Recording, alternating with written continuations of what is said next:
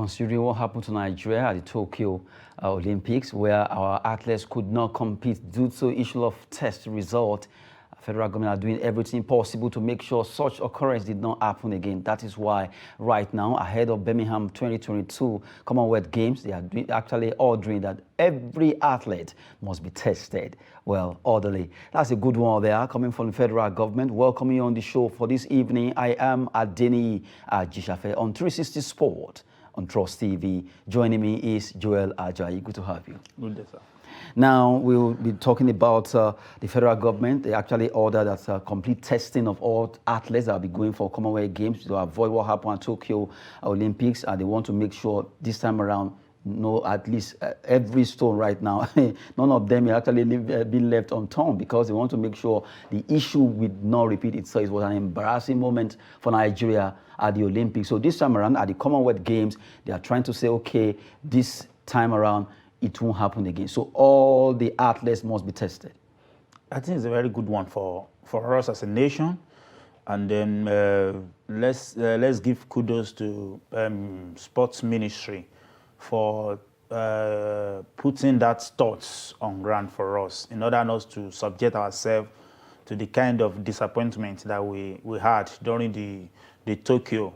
But it goes beyond testing athletes right now. If you test them right now, there should be you should put in place a monitoring unit that will monitor the athletes. But if you test them and you certify them that they are okay right now, between now and the period of the game, anything can still be happen. But if you test them, you know that they are not they are okay, you can still put in place the monitoring unit, because I believe that any moment from now, all the athletes must be in camp.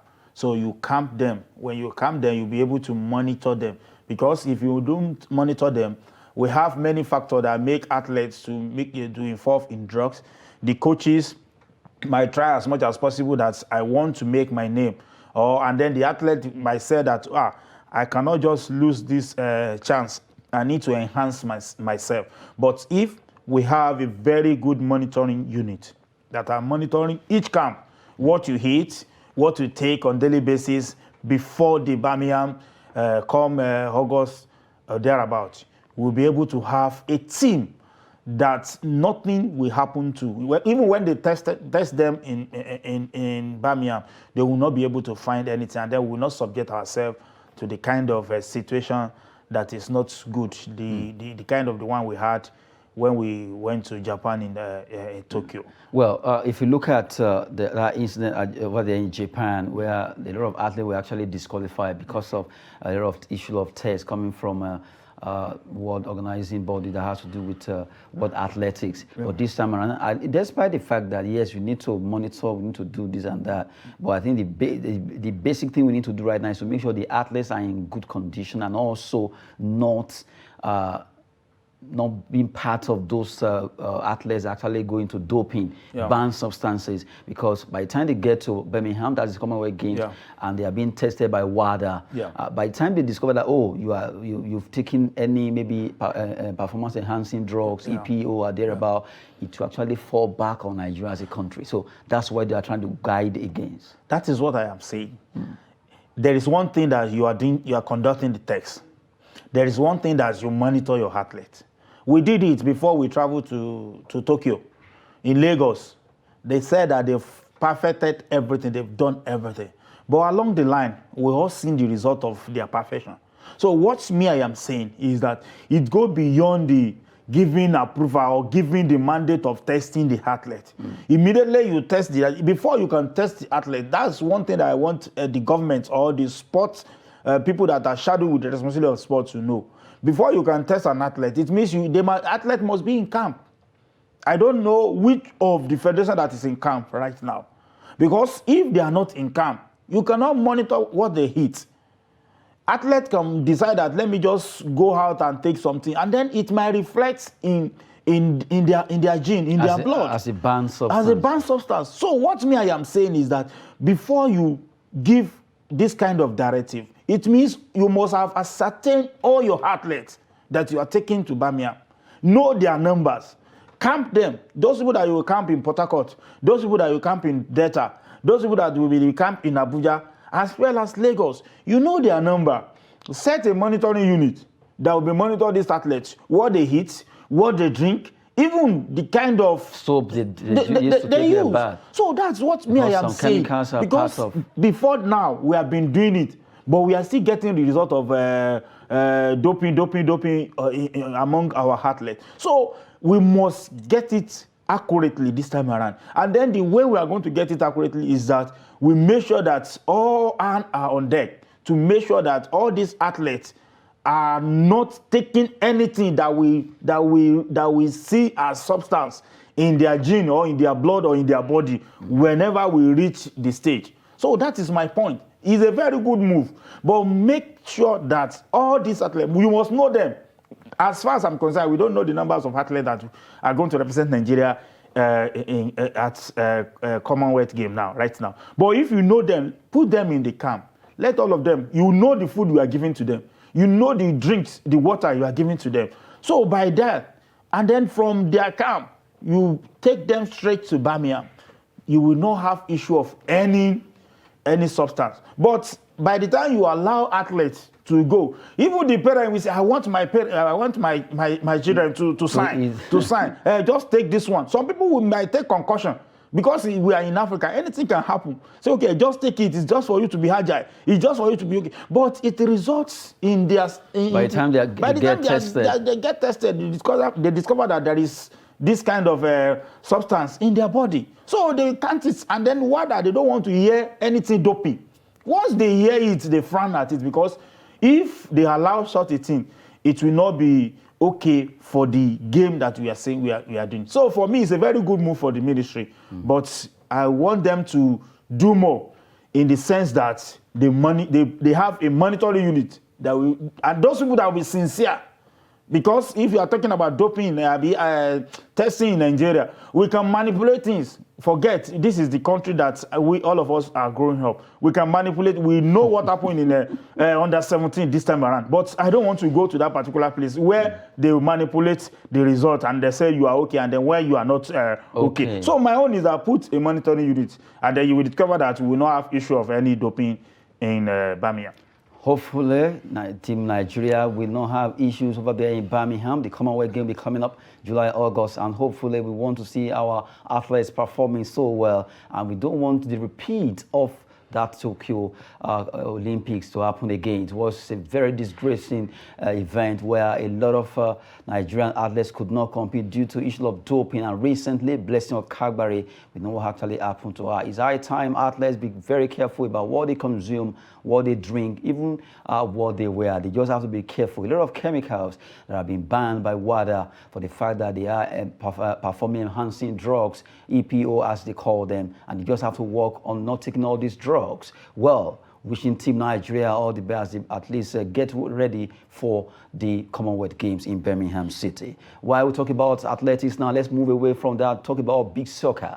2022 Nigerian Big Soccer League is ongoing in Lagos. From the way it is, let's look at the way the league has been ongoing, and 4 teams right now are through to Super 4 after the 3rd round. Well, recently they were in Kebbi, they started it from there, and now they are in Lagos. Now let's look at the way the table is standing in Group A, looking at the way the big soccer groups have been playing, and you have Group A, Kadas BSC, that is Big Soccer Club, at top with 26 points after playing 10 games so far in round 3. Group A is standing so very competitive. They are Smart City.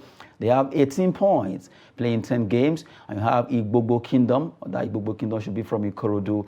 They have 11 points. Kelme Galaxy, 9 points. Niger B Soccer with no point. They played just 4 games in that particular league. It's been ongoing, and hopefully it will be completed. But 2 teams, Kada B Soccer and Smart City, have qualified for the semi-finals there from the way it is. And you have Kebbi Big Soccer, and you have Badagry Warriors also qualifying. They have 28 and also 16. To let you know that Kebbi Big Soccer in the whole Africa, they are the best club when it comes to playing beach soccer. Kebbi Beach Soccer, Badagry Warriors, and you have Kwara Beach Soccer, Kogi Beach Soccer, and Nkunku Patigi Beach Soccer. They have 7 points. They are actually following Kogi with 12 points, Kwara 14, while Badagry and Kebbi 28-16. Badagry and Kebbi, they join Kada and also Smart City to be they'll be playing in the Super 4. Good one there. We have the Super 4 team. Even though it's in round 3, right now the 4 team have set themselves ready for the Super 4. Very good one. And then I'm impressed with the development of the game of beach soccer in the country. I'm impressed. And then we have to say, we have to thump up those people that are saddled with the responsibility of governing the activities of beach soccer in the country. And then today you are seeing results. In the last 3 or 4 years, you hardly hear anything like beach soccer. Even as a stakeholder in sport, it is of recent that I try as much as possible to acquaint myself with the game of beach soccer. That shows that the game is growing. But beyond that, we need to do more than that. Like I said in the handball, this league started in Kwara.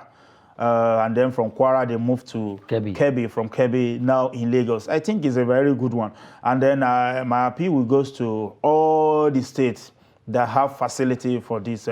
You don't even need much facility for beach soccer. Once you have a beach or a river that you can be able to get much sand and put it very close and measurement, you are good to go. And then you said it while you were talking the other time that the Kebbi states in Africa are one of the states that are doing, one of the clubs that are doing well in the continent. It's just not the progress did not just start today, because I know the president of beach soccer is from that particular state, and then they are making use of their rivers. They bring the sand very close to the river. If you travel to Kebbi, I've been in Kebbi times without number, you see a community without seeing a beach pitch where people will have interest. And then aside that, anywhere they are playing beach soccer, you see a whole lot of side attraction that will attract people to that particular event. So for me, I think it's a very good one for the Super 4, and then I believe that with this they will build on the progress made, because in Nigeria, by the time you are pressing them, you just discover that they are dropping. So if they can build on this progress, believe you me, we can rule Africa, we can even rule the world, because we have facility. Go to Lagos.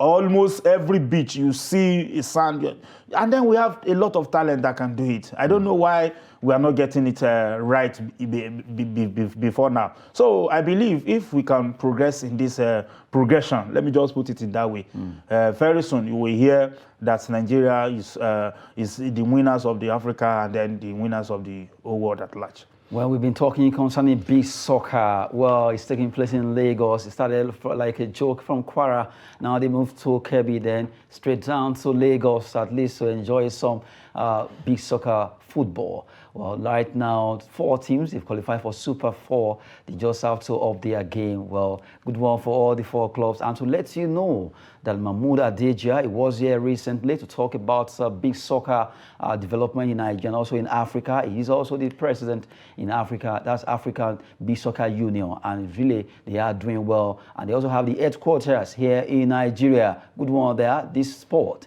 is really gathering a lot of momentum when it comes to development here in Nigeria. Kebbi Beach Soccer Club are really fantastic when it comes to playing this sport. And we are so proud of them. Kebbi Beach Soccer Team, Kada Beach Soccer Team, Smart City, they are all ready. And also Badagry Beach Soccer Team, the 4 teams will be playing in the Super 4. That has to do with Nigerian Beach Soccer League that has been running, starting from Kwara, Kebbi, and now Lagos. Good one there. Well, a lot of issues here and there when it comes to sport in Nigeria, but really, to some extent, that sector has really changed a lot of things when it comes to getting the youth out of the doldrum of not doing anything or being lazy. But right now, a lot of athletes, a lot of Nigerians are into sport. Any sport you see, in fact, even weather sport, we are in there. Good one. We've been talking concerning Nigerian sport. Right now, what is at stake is the fact that a lot of transfer stories here and there. This one is moving, that one is coming, who is on loan, who is not on loan. Let's start with the man from Brazil who plays for PSG. His name is Neymar. Neymar right now could be surplus to requirement because PSG are saying, well, they are ready to sell for the right price. If anyone is coming, any club is ready to pay the amount of money we are going to be placing on Neymar, we are ready to sell Neymar. What a way to go. Neymar, that was actually a Jordi, high costless player then when he moved to join PSG, £200 million thereabout. Right now, they don't mind letting him off. Looking at Neymar concerning PSG, that seems it's like they don't really need him anymore like they used to need him. Honestly, it's very unfortunate for the Brazilian team and for the Neymar himself. Because I used to say it, once you hype a player too much, it's not as if I am the enemy of any player. But we know what you watch on the field of playing.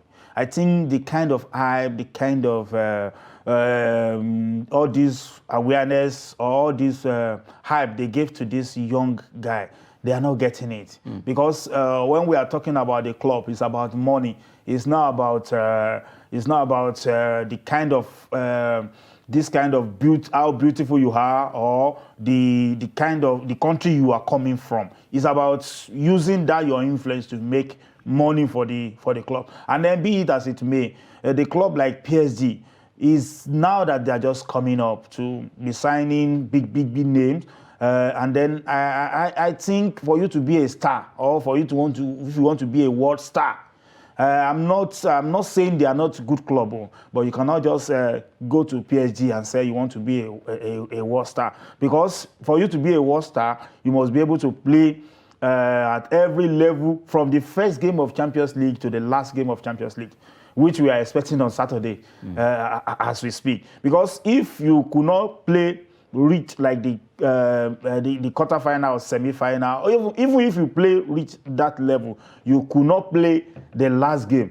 It's something else entirely. But for me, I don't know the club that can cough out close to 150 million for Neymar this time around. So it means the price will drop. Either he agree to slash his wages, or he slash that money before you can see any club, or you remain on that particular club until your contract is expire. Then you can go on free transfer. But for me, for now, even the Real Madrid, I don't think he can go to Real Madrid. He can go back to Barcelona, because that is his club. But if he goes there and then they are not getting the result, but they don't have the financial muscle now because financially now Barcelona are just trying to balance their books. That is what I am saying.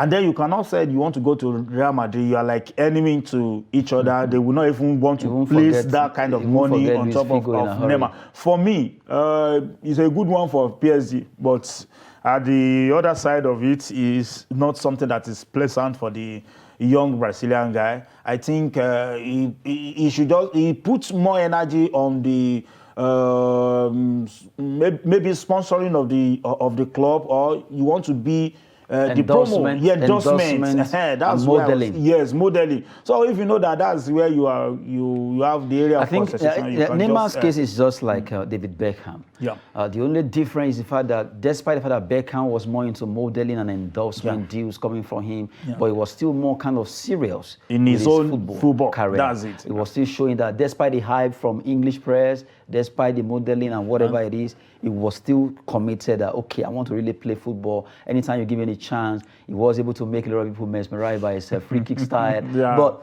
for Neymar, because of all the time falling, having injuries, he's prone to injury, he's always falling, he's always getting one thing or the other will just bring negative news about him, except the endorsement and the modeling. Really, Neymar football has not been that rise. It's not been that clinical and fantastic the way it is. Very talented player. Very talented, but when you are thinking of so many things, You collect ball instead of you to put it inside of the net. You want to make one certain skill for you to. To me, I'm not. It's not. I like him personally, but to me, I don't like the style of playing and the kind falling, of every time and falling and crying. You are living. It's not done. If you want to be a champion, you must. Even while you are falling, you can still quickly get up and still pursue whatever thing you are. And that's why, from the way it is now, I don't see, except Neymar go extra mile to cut off some things from his lifestyle.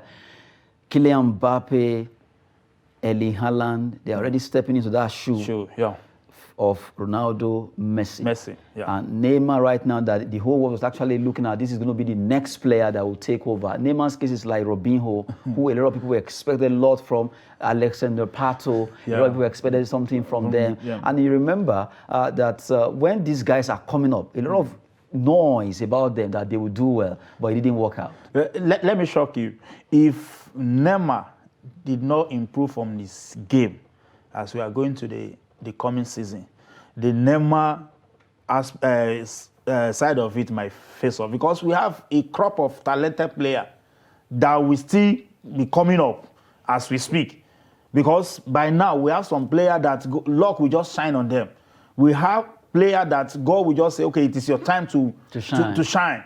They will have signed the guy, and then before you know, you will just Neymar of yesterday, Neymar of this, Neymar of that. So for me, he needs to just wake up from his slumber or sleeping, whichever way he's doing. So he should try as much as possible to improve on his game. Even while playing for PSG, you can still be among the top 10, among the top 5 players. But the guy is not serious as we are expecting him. I'm very sorry to say that. We've been talking concerning Neymar, and he's just into all his game. If he wants to really be among those stars that play football at the highest level, he's been fantastic. He's very, very blessed when it comes to talent, but he needs to put that talent in order to show that, yes, he's more disciplined. That's why right now PSG are ready to sell him up if they have the right offer coming from clubs around the world. Now let's talk about Chelsea, the Blues. Well, news coming out, Chelsea are considering move for RB Leipzig. Nkunku, Christopher Nkunku has been fantastic this season, and now Chelsea could be splashing the cash. After all,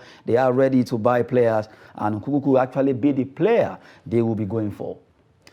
Honestly, I don't agree with you that Chelsea might be splashing that kind of money on the player. There. I'll tell you why. Get there. Okay. But for this young guy, if you can get the deal done by this year, I think it's a very good move for the guy, because look at the Chelsea. Chelsea, they don't have a forward that you can say that this is the main man. And then with the problem that Lukaku is getting left and right, front and back, I believe if this guy come and he was able to prove himself, it will be a very good move for the young. It would be nice if Chelsea can get Christopher Nkunku. Although a lot of clubs have been pursuing that player, fantastic player for RB Leipzig. And now let's talk about an under-19 player. His name is Kani Chukwuemeka, who plays for Aston Villa, although he also played for under-19 of England. But right now, Barcelona, they have their eyes on him. Well, they want to get him straight, so no camp to play for them. And if everything goes well, this player, although with a Nigerian name, but he plays for England, will be moving straight to Barcelona. A young man, 19-year-old, Aston Villa. Well, the midfielder could be moving straight to play for the man that's likely be the aim of affairs there. Now, the last on the log is the fact that Thomas Tuchel, the manager of Chelsea, will have about £200 million war chest for next season. That's why they have, I said earlier, they have the chance to splash the cash. And this is actually reaching out is the fact that, well, since the UK government, they've approved Toboli Consulting, they took over Chelsea, well, £200 million for Thomas Tuchel. That would be a big one. So go out there, buy those players, Nkunku, anyone you want to buy, even if it is Lewandowski, they have the money. Yes, they have the money. Now you agree with me. Yes, they have the money, but I still have my point. Okay. These 200 million that you are talking about, their former owner, let me just put it in that way, the outgoing or the former owner, Abramovich, can splash it on just 2 players. That's Abramovich. That's what me. That's why I said we have. That's what. But they can. No, it's good to spend wisely. They can actually spend this money on 4 players. Yeah. £50 million. They can spend on 10. Yes. As long as those players or those talents can give them the result they want. They might even spend only 100 million. And they will get achieve. the result. Where I was going that time was that, it is 2 different things. When you have maybe 2 people that are owning a particular company, and then when you have just a single person that is in a company. Because that single person will be able to take decision on his own without anybody. Maybe we are 2 now. I say, okay, let's just go for Adeniyi for 200 million. The guy that we are holding the company together might say, how come you just splash such money on Adeniyi? So for me, they might have it a bit difficult in terms of spending this year because of the new owner. Let's see what they will do. Chelsea just have to up their game. They really will be enjoying the service of Thomas Tuchel again, and with £200 million coming from Tolboli Consortium, it will be a different business. We always say that business really is sport and sport is business. Thank you very much, Joel Ajayi, for this wonderful time this evening. It's always my pleasure to be here. Good morning. There I am, Adeniyi Aji Shafia, nearly at Ajayi there. Good morning there. Thanks for watching the show. Really appreciate it.